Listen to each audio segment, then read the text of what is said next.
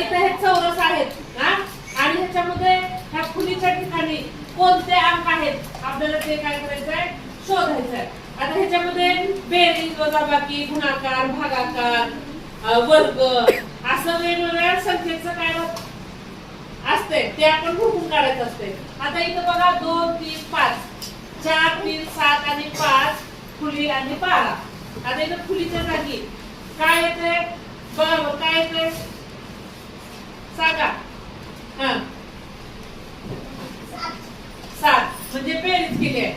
2 आणि 3 5, 4 आणि 3 7 आणि आता इथे किती येतं, 5 आणि 7 किती आहे 12.